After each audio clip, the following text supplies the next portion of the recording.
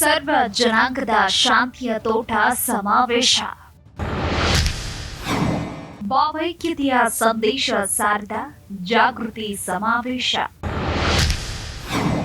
ಸರ್ವಧರ್ಮ ಸಮನ್ವಯತೆ ಸೌಹಾರ್ದತೆಯ ಸಂದೇಶ.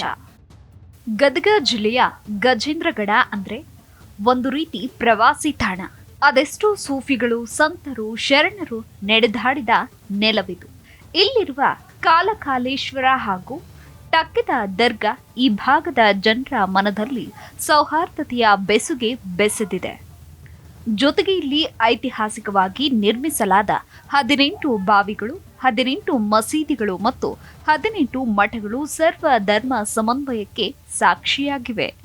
ಇಂತಹ ಪಟ್ಟಣದಲ್ಲಿ ಒಂದು ವಿನೂತನ ಕಾರ್ಯಕ್ರಮ ಹಮ್ಮಿಕೊಳ್ಳಲಾಗಿತ್ತು.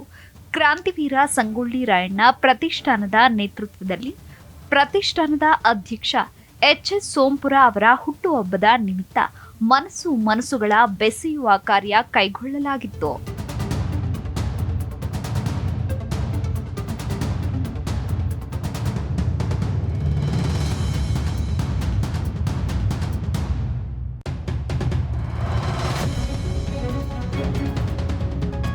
ಕಾರ್ಯಕ್ರಮದಲ್ಲಿ ಬಸವರಾಜ ಶ್ರೀಗಳು ಹಾಗೂ ಹಜರತ್ ಸೈಯದ್ ನಿಜಾಮುದ್ದೀನ್ ಶಾ ದಿವ್ಯ ಸಾನ್ನಿಧ್ಯವಿತ್ತು.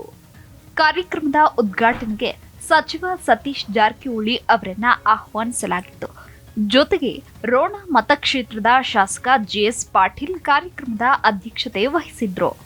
ಶಾಸಕ ಭೀಮಸೇನ್ ಚಿಮ್ಮನಕಟ್ಟಿ, ಉಮೇಶ್ ಮೇಟಿ ಸೇರಿದಂತೆ ಗಣ್ಯರು ಕಾರ್ಯಕ್ರಮದಲ್ಲಿ ಭಾಗಿಯಾಗಿದ್ರು.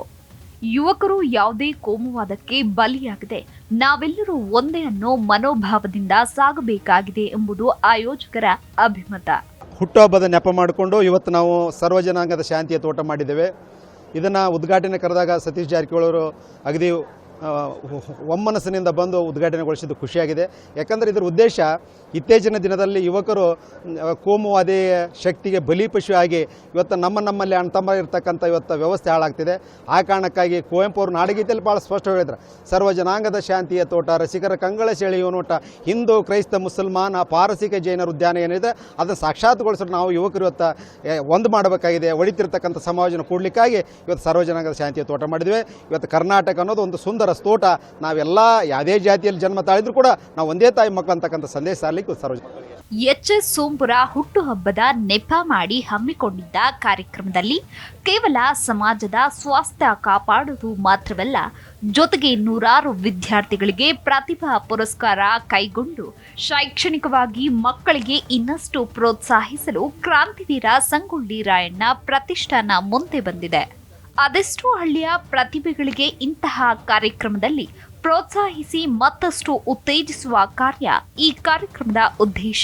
ಒಬ್ಬ ಉತ್ಸಾಹಿ ಯುವಕ ಸಮಾಜ ಮತ್ತು ಈ ರಾಜ್ಯದ ನೆಲ, ಜಲ ಮತ್ತು ಭಾಷೆ ಬಗ್ಗೆ ಭಾಳಷ್ಟು ಅಭಿಮಾನ, ಯಾವಾಗ ಅದಕ್ಕೆ ಏನಾದರೂ ಧಕ್ಕೆ ಬರ್ತಕ್ಕಂಥ ಸಂದರ್ಭದಲ್ಲಿ ಹೋರಾಟ ಮಾಡುವಂಥ ನಮ್ಮ ಆತ್ಮೀಯ ಸ್ನೇಹಿತರಂತ ಎಚ್.ಎಸ್. ಸೋಂಪುರ ಅವರ 48ನೇ ವರ್ಷದ ಹುಟ್ಟುಹಬ್ಬ.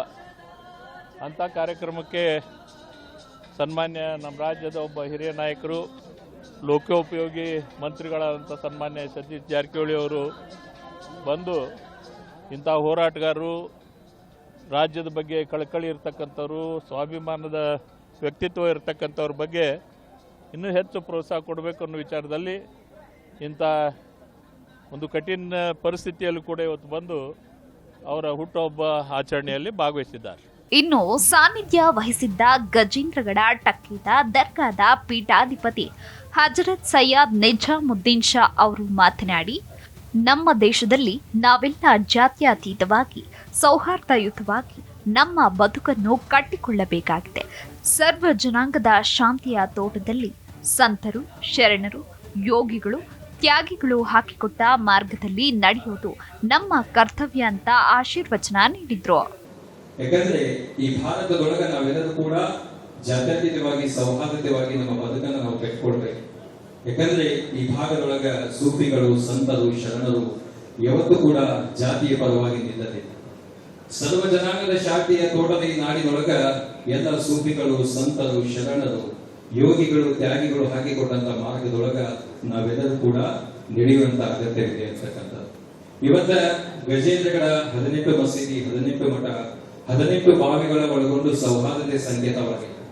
ಈ ಭಾಗದೊಳಗೆ ಅನೇಕ ಕಾರ್ಯಕ್ರಮಗಳನ್ನ ಮಾಡಿ ಎಲ್ಲರನ್ನ ಗುರುತಿಸಿ ಸಾಧನೆಗೈದಂತ ಎಲ್ಲರೂ ಕೂಡ ಪ್ರತಿಭಾ ಪುರಸ್ಕಾರ ಮಾಡಿದಂತ ಶ್ರೇಯ ಯಾರಿಗಾದ್ರೂ ಸಲ್ಲೋದಿದ್ದು ನಮ್ಮ ಎಚ್.ಎಸ್. ಸೋಂಪೂರ್ ಅವರಿಗೆ ಸಲ್ಲಬೇಕಂತಕ್ಕಂಥದ್ದು. ರಸಋಷಿ ಕುವೆಂಪು ಅವರ ಸರ್ವ ಜನಾಂಗದ ಶಾಂತಿಯ ತೋಟ ಆಶಯದಂತೆ ಕ್ರಾಂತಿವೀರ ಸಂಗೊಳ್ಳಿ ರಾಯಣ್ಣ ಪ್ರತಿಷ್ಠಾನ ಇಂತಹ ಕಾರ್ಯಕ್ರಮ ಹಮ್ಮಿಕೊಂಡಿತ್ತು. ಜೊತೆಗೆ ಕಲ್ಮಶವಾದ ಮನಗಳಲ್ಲಿ ಅರಿವಿನ ದೀಪ ಬೆಳಗಿ ಸುಂದರ ಹಾಗೂ ಸ್ವಚ್ಛ ಸಮಾಜ ನಿರ್ಮಿಸಲು ಪ್ರತಿಷ್ಠಾನ ಕೈ ಹಾಕಿದೆ. ಧರ್ಮ, ಭಾಷೆ ಮತ್ತು ಸಂಸ್ಕೃತಿಗಳ ವೈವಿಧ್ಯ ಹೊಂದಿರುವ ಭಾರತದಲ್ಲಿ ಶಾಂತಿ, ಸಹಬಾಳ್ವೆ ಮತ್ತು ಸಮಾನತೆಯನ್ನು ಕಾಪಾಡಿಕೊಳ್ಳಬೇಕಿದೆ. ಇದು ವೈವಿಧ್ಯತೆಯಲ್ಲಿ ಏಕತೆಯನ್ನ ಸಾರುವ ಭಾರತದ ಮೂಲಭೂತ ತತ್ವ ಸಹ ಹೌದು. ಇಂಥದ್ರಲ್ಲಿ ಕ್ರಾಂತಿವೀರ ಸಂಗೊಳ್ಳಿ ರಾಯಣ್ಣ ಪ್ರತಿಷ್ಠಾನದಿಂದ ಹಮ್ಮಿಕೊಂಡ ಕಾರ್ಯಕ್ರಮ ಸಮಾಜದಲ್ಲಿ ಮನುಷ್ಯ ಸಂಬಂಧಗಳನ್ನ ಬೆಸೆಯುವ ಮತ್ತು ಸಮಾನತೆಯನ್ನು ಎತ್ತಿ ಹಿಡಿಯುವ ಸಂದೇಶ ಸಾರ್ತಿದೆ.